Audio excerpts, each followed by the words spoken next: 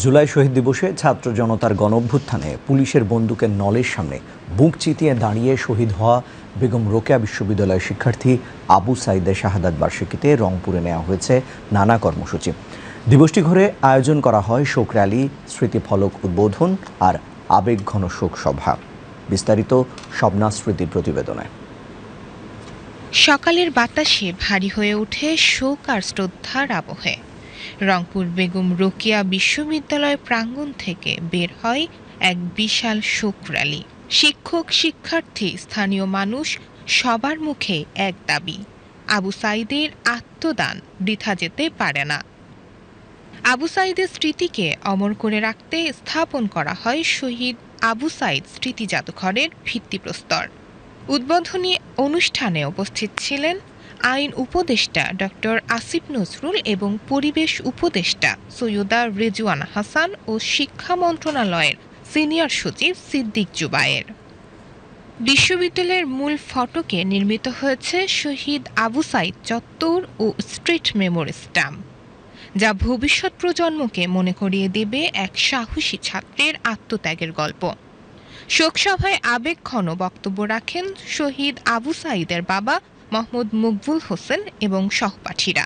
তারা বলেন, রংপুরের উন্নয়নের পাশাপাশি চাই দৃশ্যমান বিচার এবং শহীদ পরিবারগুলোর পুনর্বাসন। আমার ছেলেকে যারা হত্যা করছে, যারা অপরাধী, তাকে আইনের আওতায় আনি কঠিনভাবে শাস্তি দাও, সরকারের কাছে আমার এটাই দাবি। সভায় বক্তব্য রাখেন উপদেষ্টা ডক্টর আসিফ নজরুল এবং পরিবেশ উপদেষ্টা সৈয়দা রেজওয়ানা হাসান। তারা বলেন, আবু সাঈদের আত্মত্যাগের মধ্যে দিয়েই নতুন বাংলাদেশের ভিত্তি রচিত হয়েছে। এই শহীদদের আত্মত্যাগ ইতিহাস বদলেছে। তাদের স্মরণ ও বিচার নিশ্চিত করাই আমাদের দায়িত্ব। শহীদদের স্মৃতির প্রতি এতজন শহীদ পরিবার আছেন, সকলের নাম আর নিলাম না।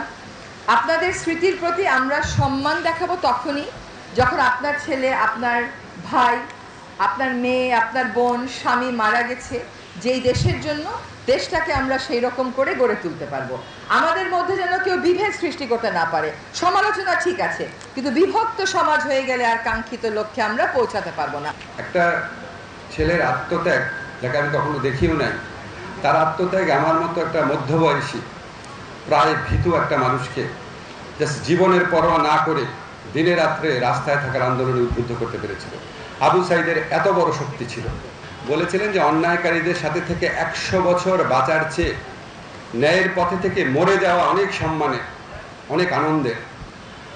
তা আমার কাছে মনে হয়েছে কি যে আবু সাঈদের আদর্শটা কি ছিল, যে আমি সত্য, ন্যায় আদর্শের পথে থাকবো, থাকার পর আমি যদি মরেও যাই, সেটা এই হাজার হাজার লক্ষ লক্ষ অন্যায়কারীর বেঁচে থাকার চেয়ে অনেক সম্মানের, অনেক শ্রদ্ধা। এদিকে শহীদ আবু সাঈদের গ্রামের বাড়ি রংপুরের পীরগঞ্জের বাবুনপাড়ায় সমাধিতে ফুল দিয়ে শ্রদ্ধা জানান বিভিন্ন রাজনৈতিক, সামাজিক ও সাংস্কৃতিক সংগঠনের প্রতিনিধিরা। পরে অনুষ্ঠিত হয় মিলাদ ও দোয়া মাহফিল। সন্ধ্যায় বেগম রোকেয়া বিশ্ববিদ্যালয়ে আয়োজন করা হয়েছে ড্রোন শো।